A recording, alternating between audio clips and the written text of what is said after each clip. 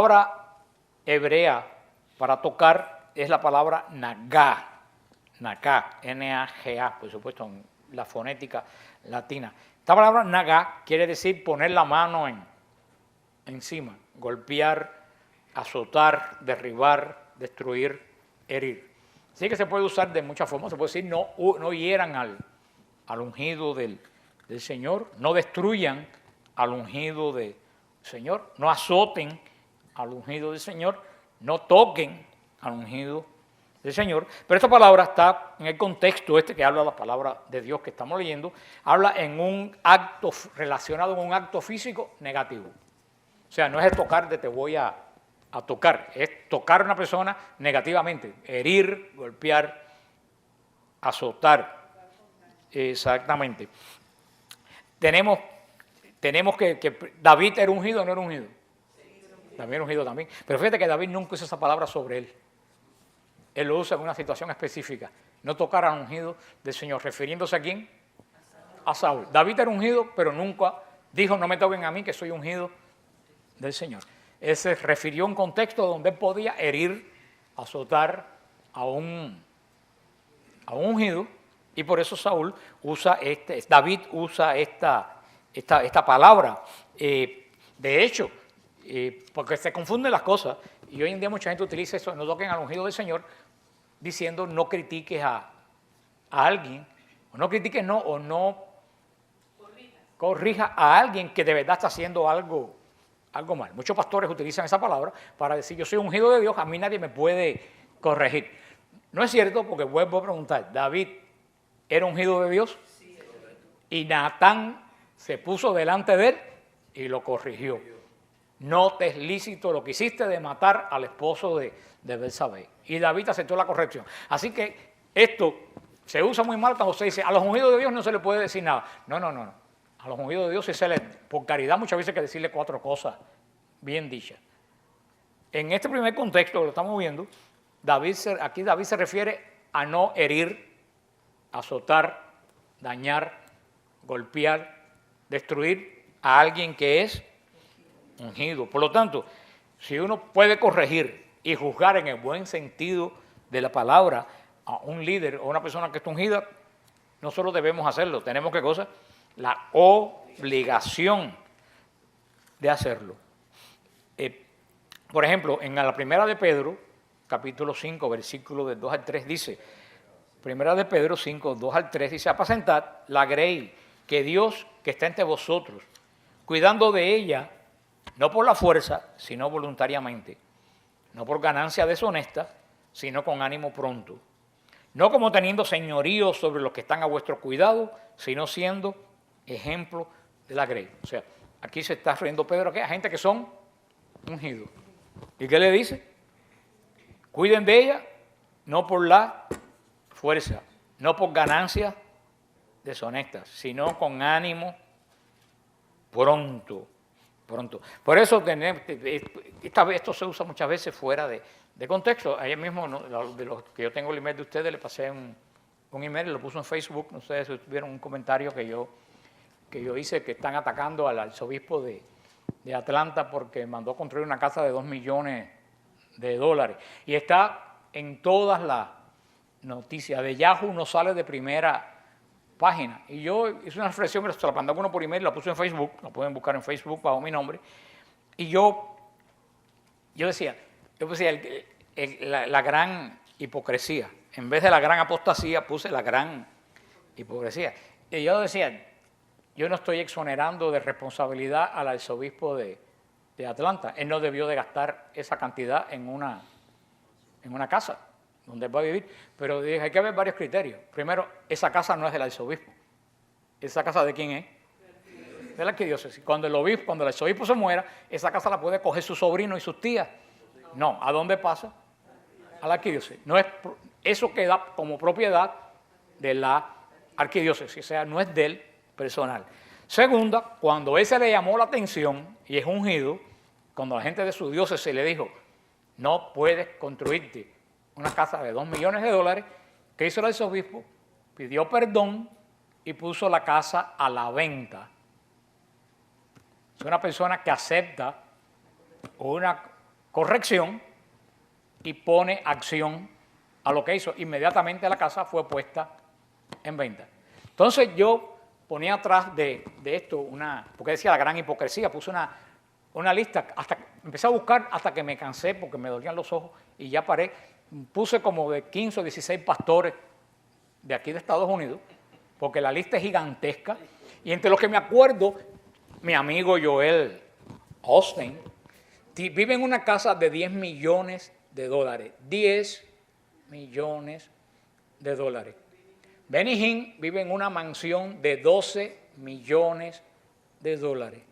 Kenneth Copeland vive en una casa de 9 millones de dólares que tiene al lado un aeropuerto particular para su jet. Esta señora, los Crouch de TVN, de la estación esta cristiana, la rubia de las pelucas, tiene varias mansiones, no una. Una de ellas, que la que se conoce, valorada en 2 millones de dólares, y tiene una casa móvil para sus perritos valuado en $100,000. Así yo puse una lista. Entonces yo me preguntaba, ¿por qué la gran hipocresía? ¿Por qué Yahoo, la noticia, no habla de esto? ¿Por qué estas mansiones no son de las iglesias de ellos? ¿Esas mansiones están puestas bajo qué nombre? Las de ellos. Y cuando se mueran, ¿dónde se queda? En la familia. ¿Y por qué Yahoo y por qué la prensa no habla de eso? El arzobispo de Atlanta vendió las casas. Ellos han intentado venderlas, ni por asomo. Es más, puso un pastorcito aquí de North Carolina, jovencito, que es pastor unos cuantos años, ha construido una casa de 1.9 millones de dólares. Y cuando le preguntaron, dijo que era un regalo de Dios. Y dije, Señor, él está caño conmigo. Porque yo malamente no logro pagar el apartamento que me queda todavía por pagar de un solo cuarto. Pero lo que estoy diciendo, la gran hipocresía de la prensa. El arzobispo se equivocó. Nadie pone en juicio eso. Pero ella es un ungido. Pero le llamaron la atención y ¿qué hizo? Corrigió, tal como hizo David. Yo admiro ese hombre. Me equivoqué, vendo la casa. Estos otros personajes con casas muchísimo más caras, con aeropuertos privados. Nadie les dice que venda las casas, nadie les dice que por qué viven en esas mansiones. Silencio absoluto. Ustedes ven la gran hipocresía de los medios de comunicación. Pero sinceramente me vino a la mente esto porque el arzobispo de Atlanta es un ungido físicamente cuando cayó la unción en su cabeza. Sin embargo, aceptó la corrección y muy bien por la gente de su diócesis que lo pusieron bajo corrección. Y muy bien que él supo aceptar la corrección. Ahora hablando esto de juzgar, porque también entendemos mal la palabra juzgar, qué cosa es juicio. Vamos a ver los textos principales que se usan más en el sentido de no juzgar. Uno de ellos está en Mateo 7.1. Mateo 7.1 dice, es el más conocido, no juzguéis para no ser juzgados. Lucas 6.37 dice, no juzguéis y no seréis juzgados. No condenéis y no seréis condenados. Perdonad y seréis perdonados. Antes de continuar, tenemos que hacer hincapié en la forma de usar unas herramientas que nos provee la Biblia a través de una ciencia de la Biblia que se llama hermenéutica. Hermenéutica no es una señora que vive aquí en Hialeah. Hermenéutica es una ciencia que estudia la Biblia, interpreta la Biblia y después la aplica para uno. ¿Qué es lo que estamos haciendo aquí con todo lo que hemos hecho desde Génesis hasta ahora? ¿Qué es lo que estamos haciendo? Hermenéutica. Hermeneuticando. Yo no les he dado una clase de historia, porque ¿qué les sirve a ustedes una clase de historia? Para aprender pasado. Yo estoy dándole a ustedes hermenéutica.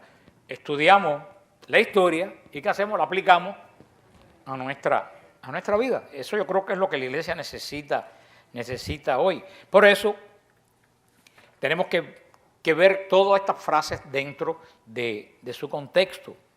Porque fíjense, no existe un verso que le gane a otro verso. O sea, no hay un versículo que yo ponga un versículo y me diga, no, este versículo está mejor que el tuyo. Eso me pasó una vez con un muchacho protestante que me decía, bueno, poner más versículos en favor. Digo, mira, hermano, esto no es un enfrentamiento de versículos. Todo lo que dice la Biblia está escrito y hay que interpretarlo como tal. O sea, aquí no porque tú tienes 3 versículos, yo tengo uno. Por eso es una práctica infantil. Eso de tú me pones un versículo y yo te pongo otro enfrentándolo al que tú me pusiste. Y ahí que sale ganando es Satanás. Los versículos bíblicos hay que verlo dentro del contexto en que se está diciendo. Tú coges un versículo bíblico y lo sacas del contexto y puedes hacer algo que no tiene nada que ver con lo que la Biblia está diciendo. Porque el versículo hay que verlo dentro del mismo contexto y preguntarse a quién está dirigido esto que se está diciendo, qué les quiso decir, de qué tema está hablando. Entonces, ver todo eso, tú lo pones en el contexto. Lo condenable de cuando el Señor de no juzgar para no ser juzgado. Lo condenable es la motivación del juicio. No emitir juicio. O sea, ¿qué cosa es lo grave ahí? La motivación incorrecta que te lleva a ti a emitir un juicio. Estos pasajes que leímos prohíben la hipocresía y el espíritu de condenación. Y la hipocresía y el espíritu de condenación, ¿ustedes saben de qué viene? De una autojustificación. Muchas veces cuando hacemos juicios sobre esta persona, ¿tú sabes lo que estamos haciendo? Nos estamos ¿qué cosa? Justificando. O sea que no es el juicio por el juicio, es ¿qué cosa? La motivación que promueve el juicio que tú haces. El pasaje que dice Jesús, lo voy a repetir, lo que Jesús está prohibiendo en el juicio es la hipocresía. Yo condeno eso porque tú eres malísimo y lo estás haciendo, pero a lo mejor eso mismo lo estoy haciendo yo. Y en mí no lo veo como algo malo. Por eso dice Jesús, cuando tú pones en juicio a alguien, tú te estás poniendo en juicio. ¿Por qué? Porque si yo digo, fulanito de tal, se pasa mucho tiempo en el internet y no se ocupa de su familia. Estoy emitiendo un juicio. Ahora, mi motivación, es un ejemplo, mi motivación puede ser que yo estoy preocupado porque esa persona realmente no se ocupa de su familia y estoy haciendo una evaluación ¿para qué? Para decirle, hermano, creo que te debes ocupar más de la familia. Ahora, yo puedo emitir ese juicio y yo meterme la vida entera metido en el internet y no ocuparme de la mía. Pero lo hago para degradar a la otra persona. ¿Está entendiendo lo que yo le digo? Cuando tú dices, esa persona se mete mucho tiempo en el internet y no se ocupa de su familia, está diciendo que lo que él está haciendo está mal. Si yo lo hago, estoy cometiendo con conciencia algo que yo dije que estaba mal. Y el juicio que yo hice cae sobre mí. ¿Ustedes entienden? Que no es que yo emito un criterio y ese criterio cae sobre mí. Hay que ver qué cosa. La motivación. No buscar hipocresía, no buscar espíritu de condenación, condenar por condenar, no buscar autojustificación. Pero este versículo no condena el discernimiento verdadero, sino no hiciera falta el discernimiento del Espíritu Santo. Entonces, ¿para qué sirve el discernimiento del Espíritu Santo? Cuando dice, fulano está haciendo algo errado, se lo tengo que decir. Además, son los mismos contextos que dice inmediatamente Lucas, los que nos muestran, hablamos que no juzguéis y no seréis juzgados, no condenéis y no seréis condenados, perdonad y seréis perdonados. Lucas 6, 37. ¿Pero qué dice Lucas 6, 43? En el mismo capítulo. Al árbol se conoce por su fruto. Entonces, para encontrar un fruto y saber si un fruto es bueno o es malo, tú tienes que emitir un juicio. Si tú no emites un juicio, entonces ¿cómo tú sabes que el árbol es bueno o es malo? Si yo no digo ahora lo del arzobispo de Atlanta y lo de esos pastores, estoy emitiendo un juicio, pero ¿qué me lleva a mí? ¿Criticar a esa gente? No, Dios le dio las casas, que Dios se los dio, San Pedro se los bendiga y que la disfruten. Estoy emitiendo un juicio de la hipocresía, de los que denuncian una cosa y se callan para otra. ¿Ustedes entienden? Lo dice San Lucas, el Señor lo dice San Lucas, por el árbol, por su fruto, se conoce. Y los frutos son cosas visibles. Y tú para saber que un árbol tiene fruto, tienes que mirar Los frutos. Si tú no miras los frutos, si tú miras y no hay frutos, sabes que no hay frutos. También se acuerda que dijimos de Mateo 7.1, no juzguéis para no ser juzgados. En Mateo 7.15, en el mismo capítulo, dice, distinguir a los falsos profetas. El Señor está diciendo, distinga, y para tú distinguir a un falso profeta, ¿qué tienes que emitir? Un juicio. Ese tipo mintió, ese tipo lo que dijo no se cumplió, ese tipo lo que quiere es asustar a la gente, ese tipo se está promoviendo él mismo para hacerse famoso. Miren lo que dice Juan 7.24. Juan 7.24 dice, no juzguéis según las apariencias, juzgad con un justo juicio. Ahí está la clave de todo. En Juan 7.24. Juan nos da la clave. No juzguen ¿por qué? Por apariencia. Juzguen con un justo juicio. Nosotros, eso es lo que dice Juan. No juzgues a la ligera. Es lo que dice el Señor. No juzgues a la ligera. Yo lo he hecho muchas veces en la historia y cada rato me pasa que yo emito un juicio. No un juicio público, un juicio interno. Y después me doy cuenta que el juicio interno que yo emití fue un verdadero desastre. ¿Eso es un pecado también? ¿Emitirlo por dentro de uno? No, entonces estarías un bobo, no pudieras pensar. Entonces tuvieras la mente en blanco el día entero. Si yo emito ese juicio, si yo emito ese juicio según las apariencias y lo emito en voz alta para que otro lo oiga, si estoy pecando. Una persona prudente, porque todo el mundo emite juicio, una persona prudente, cuando ve unas apariencias, antes de emitir un juicio, tiene que saber si es justo o no es justo. Aunque tú lo digas, lo vi con mis propios ojos. Yo lo he hecho este cuento otras veces, pero como me recuerdo que muchos de ustedes no venían en esa época, muchos de ustedes tampoco estarán viniendo de aquí a unos meses, así que lo puedo hacer cada cierto tiempo, pero es el que más, el juicio que más a mí me ha conmovido fue uno interno que yo emití una vez en San Hugh. Yo daba, como estábamos en la parroquia de San Hugo, yo daba las clases de bautismo. Y yo aprovechaba, le daba las clases de bautismo antes del grupo, a las 6:30, para no tener que ir 2 días a la iglesia por la noche tan lejos. Entonces, en la clase de bautismo a las 6:30, primeros martes de mes, y después grupo. Y de verdad que siempre a la clase de bautismo va mucha gente que va obligada.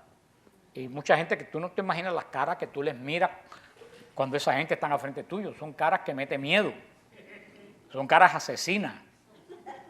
Como te mira. Y yo se lo decía con un chiste al principio para relajar un poco a la gente, pero todo el tiempo que yo estuve hablando estaba esta muchacha que me miraba con una cara terrible. Y yo dentro de mí pensando, pero mira, esta mujer está diciendo que este tonto, diciendo esta cantidad de tontería, que cómo es posible que me hagan perder la noche, está diciendo que lo que yo digo son estupideces, seguro que me está. Y yo, cada vez que miraba a la mujer tenía una cara todavía más terrible. Y me miraba fijo, yo no quiero decir cuántas cosas menos mal que no emití juicio. Cuando se acabó las clases de bautismo, que estaban preparando la charla, todo el mundo se fue, y yo vi que ella volvía para atrás con la misma cara, y yo dije, ay Dios mío, me viene a dar un escándalo. Ahora me va a decir que esto, que cómo lo hacen perder, que la iglesia, que... Y cuando la mujer me dijo, tengo que hablar contigo, y yo dije, bueno, sí, ven para aquí. Yo dije, déjame llamarlo un poco lejos para que no dé el escándalo. Me dijo, cuando tú estabas hablando, yo no hacía más que pensar. Y yo le dije, ¿qué hermana? Dice que si yo y mi esposo hubiéramos oído eso que tú dijiste ahora, se hubiera evitado el fin de mi familia. Entonces, ¿qué pasó? Dice, mi esposo cogió SIDA, se murió de SIDA, mi niño mayor se murió de SIDA, yo tengo SIDA y el niño que voy a bautizar tiene SIDA. Si yo hubiera oído, y yo estaba diciendo, si alguien me hubiera dicho todo lo que este señor ha dicho, nuestra vida hubiera sido totalmente diferente. Y yo dije, Señor, perdóname por emitir juicio basado en qué? En las apariencias. Por eso no vale decir, lo vi con mis propios ojos, porque tú lo puedes ver con tus propios ojos y estar haciendo un juicio injusto. Por eso es Juan 7:24. No juzguen según las apariencias, sino juzgad con justo juicio. Primera de Corintios 6, de 2 al 3. Dice, ¿no saben que los santos van a juzgar al mundo? Y si el mundo ha de ser juzgado por vosotros, ¿sois indignos de juzgar cosas muy pequeñas? ¿O no sabéis que hemos de juzgar a los ángeles? Cuanto más las cosas de esta vida. San Pablo habla de un juicio que vamos a tener los cristianos sobre el mundo. Pero el juicio de nosotros contra el mundo va a ser nuestra vida en contraposición a la vida de ellos, la vida de santidad contra la vida de pecado. Primera de Corintios 14, 29, dice San Pablo, hablando de las reuniones de oración carismática que tenían en Corintios. Dice, asimismo los profetas hablen 2 o 3 y los demás que juzguen. ¿Qué está diciendo San Pablo? Cuando 2 o 3 profetas hablen, que los otros hagan juicio de lo que está diciendo. ¿Es bobería, es gana de llamar la atención o es palabra de Dios? Es palabra de Dios. Uno de los más hermosos de capítulo hablando de juicio es Primera de Juan 4.1.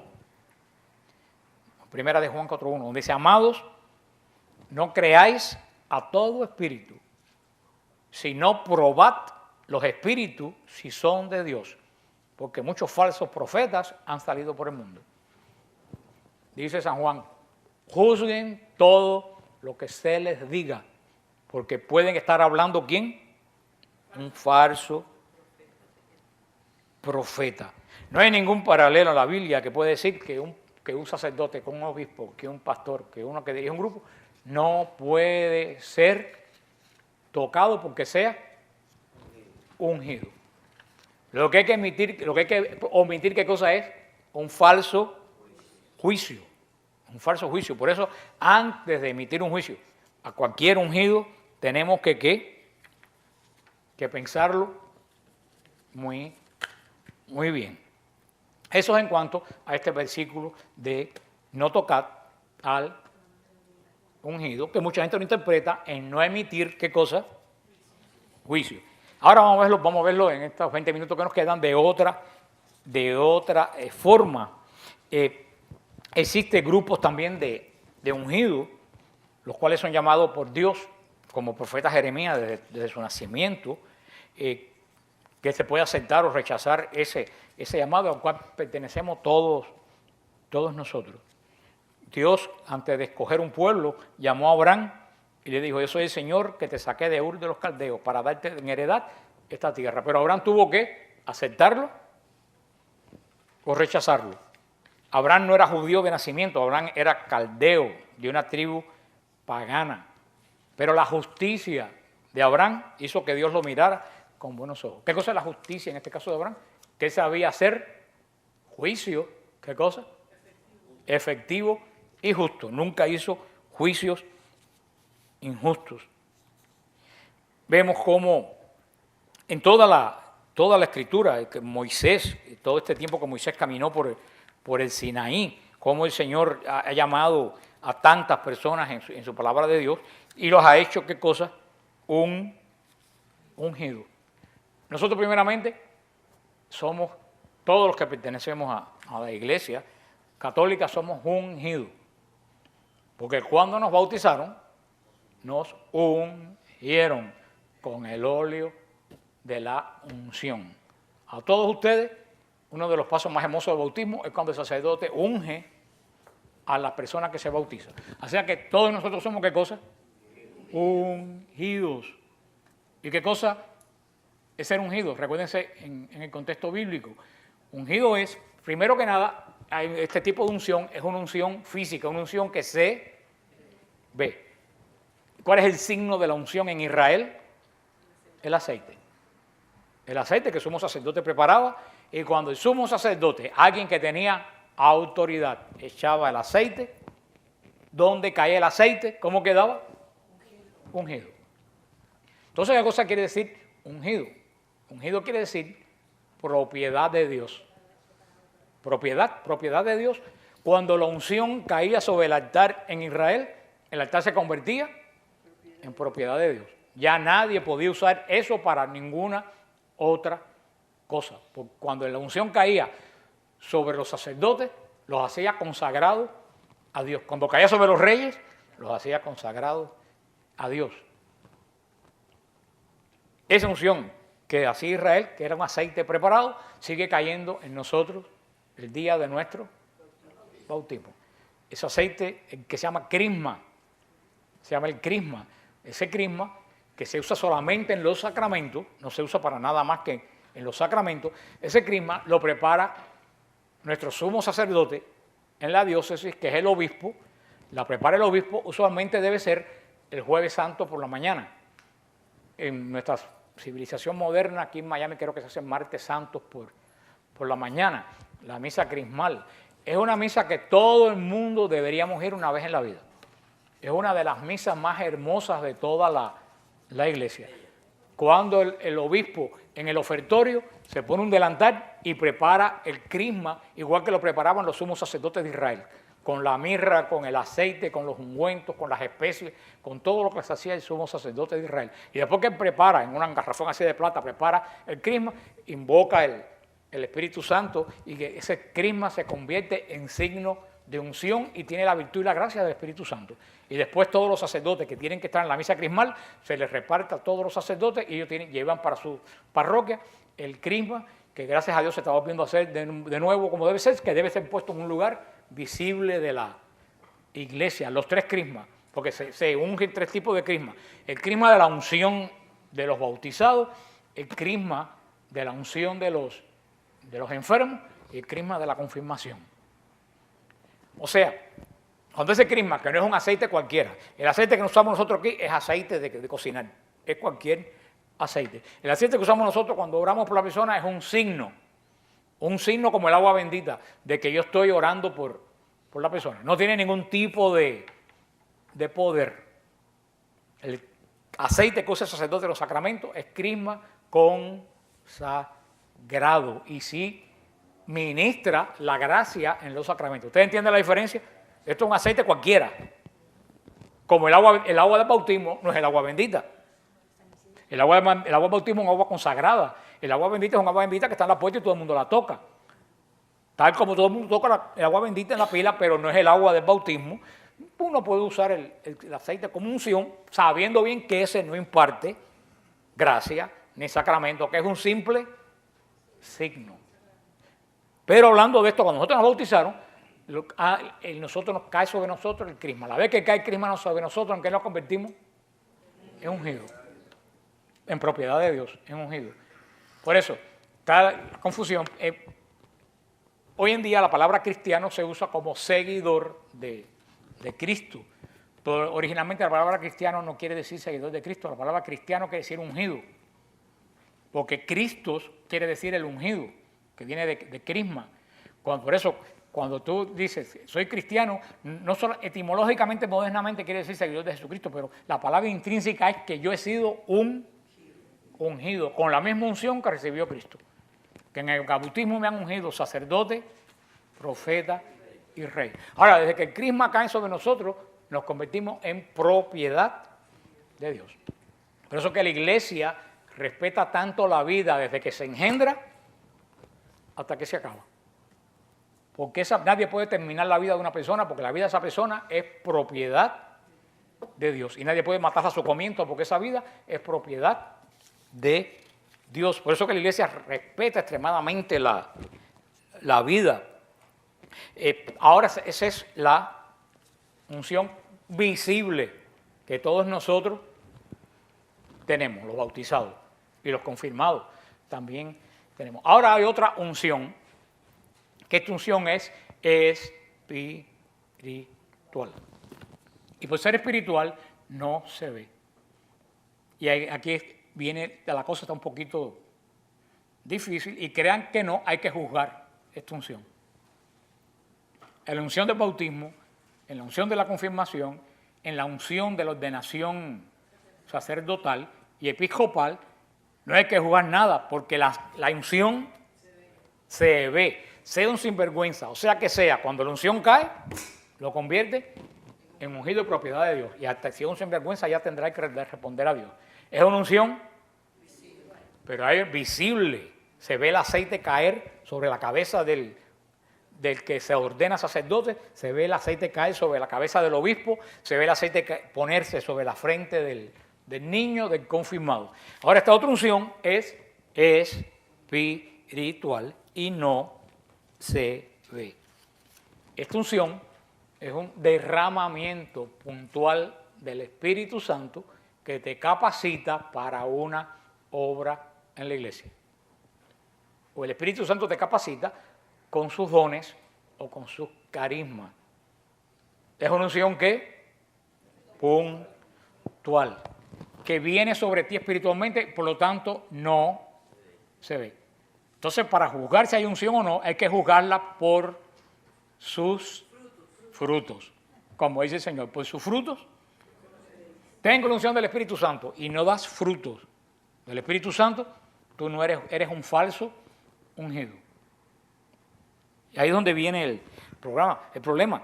Muchas personas creen que convertirse en ungidos es hablar lengua, tener sueños, tener visiones, y es la confirmación de que el Espíritu Santo está con esa persona. Pero no es eso así, porque yo puedo estar haciendo sonidos con la boca y no ser don de lengua lo que yo tengo. Puedo estar hablando tontería y no ser don de lengua lo que yo tengo. Por eso esta unción espiritual es un poco difícil. Y es una unción que tenemos que tener en cuenta una cosa. Las unciones que te consagran a Dios son una unción de una sola vez. Tú en el bautismo te haces cristiano y hasta en el infierno vas a seguir marcado por la unción de tu bautismo. El bautismo, el sacramento del orden te hace sacerdote, y aunque se case, aunque deje la iglesia, aunque se vuelva ateo y se vaya al infierno, en el infierno esa persona va a seguir siendo sacerdote. ¿Usted entiende? La unción física cae sobre ti una vez y no se borra. Indeleble. Ni se ve ni se borra. Ahora, la unción espiritual, dije que era una unción que puntual, que cae sobre ti hoy y mañana vuelve a caer, y de aquí a 3 años vuelve a caer, y en 3 veces, en un día, el Señor te puede dar esa unción espiritual. Porque esa unción espiritual te va a estar capacitando para hacer algo. Con los dones, con los carismas. Un ejemplo que me viene a la mente, cuando pasa algo grave en tu vida y tú tienes una fortaleza tremenda y tú dices, si me dicen esto a mí hace 4 años que yo iba a reaccionar así en este momento, yo no lo hubiera creído. A mí me ha pasado eso. ¿Tú sabes qué te pasó en ese momento? Tuviste una unción con el don de fe. Y el don de fe se te abandona y tú puedes pedir que oren por ti para que recibas otra unción del don de fe. Puede ser del don de discernimiento. Esta unción la puedes recibir porque alguien ora por ti, porque la comunidad ora por ti, porque se invoca al Espíritu Santo. La puedes recibir solo, en el momento, porque el Señor determina que tú la necesitas. Es una unción puntual. De que dure o no dure, se pone esa pregunta, Lucía, que dure o no dure depende de ti. Si tú recibes una unción y la cultivas, la unción se queda. Si tú recibes una unción y la abandonas, la unción se va. ¿Puedes recuperarla? Claro que sí. Tienen que volver a orar por ti, tienes que volver, porque no es una unción que viene sobre un sinvergüenza y lo unge. Esa unción viene sobre el Espíritu Santo cuando tú eres templo del Espíritu Santo. Y lo dice San Pablo, no ignoran que vuestro cuerpo es templo del Espíritu Santo, el cual está en vosotros, el cual tenéis de Dios y que no es vuestro, porque habéis sido comprados por precio. Glorificad pues a Dios en vuestro cuerpo y en vuestro espíritu que son de Dios. Ese es el advenimiento del Espíritu Santo. Esa unción que tú recibes del Espíritu Santo viene cuando tú eres capaz de arrepentirte y entregar de nuevo tu vida a Dios. Cuando tú empiezas a dejar cosas de tu vida que no agradan a Dios. Pasos fundamentales para poder convertirnos en ungidos de Dios. ¿Cuál ustedes creen que es el primero? El primer paso para ser un ungido de Dios. Bautizarse. Si tú no estás bautizado, tú no puedes ser un ungido de Dios. Esa es la primera de las unciones. Tú no puedes recibir unción de Dios si tú no eres cristiano. Entonces, ¿cuál es el primer paso para ser un ungido? Bautizarse.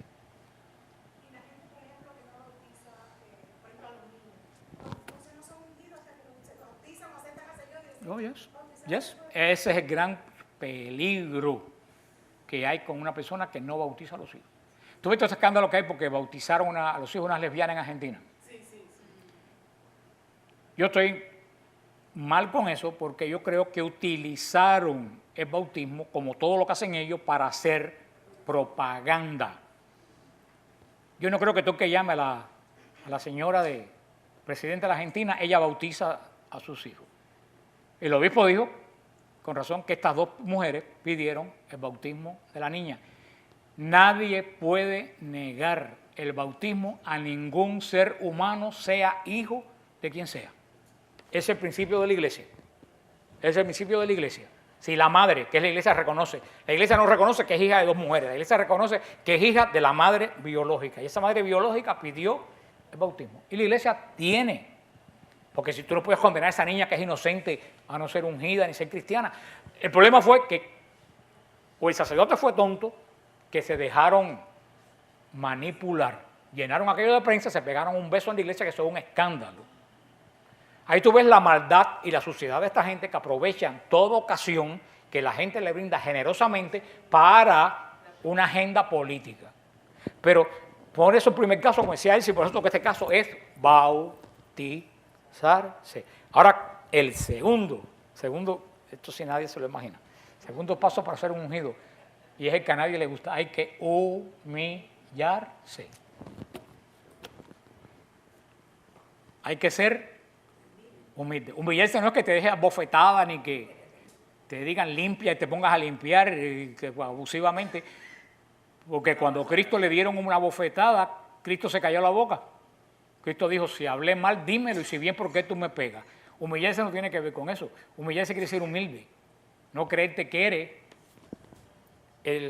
el ala del Espíritu Santo o eres el don bajado del cielo. Darte cuenta de tus propios defectos, reconocer quién tú eres, con lo que tú vales y cómo tú eres por dentro. Y cuando tú te reconoces quién tú eres, vivir de acuerdo a eso. Bautizarse y después, ningún soberbio recibe la unción del Espíritu Santo. Solamente una persona humilde, como María, como David, recibe la unción del Espíritu Santo. La unción cayó sobre Saúl y fue de maldición, no de bendición. Estamos hablando de la antigua alianza. Tiene que tener un espíritu, como decía nuestra patrona, que el cielo está lleno de todos los pecados, menos de soberbia. Y el infierno está lleno de toda virtud, menos humildad. Que decía la santa, nadie que es humilde va al infierno. Una persona humilde no puede entrar al infierno aunque tenga otros pecados. Y nadie que es soberbio puede entrar al cielo aunque tenga millones de otras virtudes. Y hemos dicho aquí, sí, lo único que desalma a Dios es la humildad. Es la humildad. Eso deja a Dios sin armas. Cuando tú te humillas, Dios pierde toda ira, es la única cosa que puede dejar a Dios totalmente desarmado. O sea que para que pongan una unción sobre ti, puede venir o puede no venir, pero ¿cuáles son los pasos que debe tener? Primero, segundo, ahora el que se humilla se arrepiente. Tercero es arrepentirse. Porque cuando tú te humillas, reconoces que tú no eres perfecto y que tú tienes fallo. Entonces, cuando reconoces tu fallo, ¿qué haces? Te arrepientes. Y confiesas tus pecados. Eso vamos a hablar la semana que viene. La semana que viene el tema, como es martes santo, va a ser los frutos de la redención, que es el perdón de los pecados. Vamos a hablar, otra vez hemos hablado de la cena pascual, este año vamos a hablar del fruto de la cruz, que es el perdón de los pecados. O sea que bautizarse, ¿qué cosa? Humillarse, arrepentirse. ¿Cuál es el otro paso? Ser persona de sacramento. Personas de sacramentos, de los sacramentos que siempre podemos recibir, sobre todo los sacramentos que dan más gracia, que es la confesión y la comunión. Porque mientras más confiesas y más comulgas, más gracia tiene. Si más gracia tiene, más te conviertes en templo del Espíritu Santo. Si más templo del Espíritu Santo, la unción viene donde mora el Espíritu. ¿Cuál es el quinto paso para convertirte en un ungido? La oración. Al orar. Nadie puede tener la unción de Dios si no habla con Dios. Eso, si no hablas con Dios en comunicación, no hay unción. Otra de los pasos para ser ungido, conocer las Escrituras. Pero no aquí, sino aquí. Porque la Escritura aquí no sirve absolutamente de nada. La Escritura es aquí. Entonces todo esto, el bautizarte, el humillarte, el arrepentirte, el recibir las gracias en los sacramentos, el orar, el leer las Escrituras, ¿tú sabes qué te lleva? Conversión. No, pues ya estás convertido cuando te humillaste. Te lleva a la santidad. Ese es el séptimo paso. Eso es el último. Te lleva a la santidad. La santidad que no es lucir diferente, tener grandes visiones, la santidad que es vivir de acuerdo a la voluntad de Dios, lográndolo unas veces, otras veces no. Cuando tienes todas estas características, ya tú puedes, no tienes, porque hay personas que tienen estas características y no son ungidos. Pero sin estas, puede ser que tú tengas todas estas características y no seas ungido. Ahora, si tú eres ungido, no hay posibilidad que tú carezcas de unas de estas características. Por eso tú ves a esa gente que yo voy predicando con una prepotencia infinita, tú te das cuenta, ese no es ungido, ese está o ganándose la vida, como están haciendo toda esta gente con mansiones de 10 y 6 millones de dólares, o poniendo una agenda, o a lo mejor a esa persona no le interesa el dinero, lo que le interesa es su autogloria, su vanagloria, su ego. Por eso, puede ser que tú tengas estas cosas, y si no te da unción, tú tienes todas estas cosas y eres una persona santa, eso nadie te lo quita. Ahora, si te falta una de estas, la unción no viene sobre ti. Por eso cuando me preguntan, ay, ¿por qué fulanito que quiere orar? Que digo, tiene vida de oración, tiene vida de sacramento, es una persona humilde. No las tiene, esa persona no ora en mi grupo ni tiene ningún tipo de actividad. Cuando tú vives estas cosas, en momentos de tu vida pueden venir función del Espíritu Santo para ayudarte en la fe, para ayudarte en discernimiento, para ayudarte en tantas cosas. ¿De quién viene el Espíritu? ¿De quién viene esta unción? De Dios.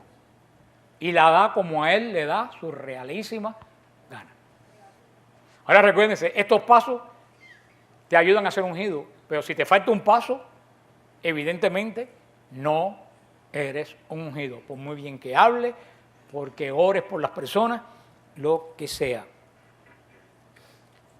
Ser ungido es nacer de este Espíritu Santo, nacer del Espíritu Santo. En nuestro bautismo seguimos siendo toda la vida. Dice Juan 3:5, los hombres que no son ungidos no podrán entrar en el reino venidero de Dios. Ahora tengan cuidado, porque Mateo 24 nos dice, existen falsos ungidos que hacen falsos milagros y que enseñan errores con el fin de extraviar aún a los elegidos. Mateo 24 nos alerta que van a haber falsos ungidos. Por eso vuelvo a decir, el árbol se conoce por su fruto. Cuando alguien ve, fulanito es un ungido, estamos hablando de la unción espiritual, la unción que no se ve. Cuando, ay, fulano con unción tiene, primero mira qué cosa, su fruto. Mira los frutos que da.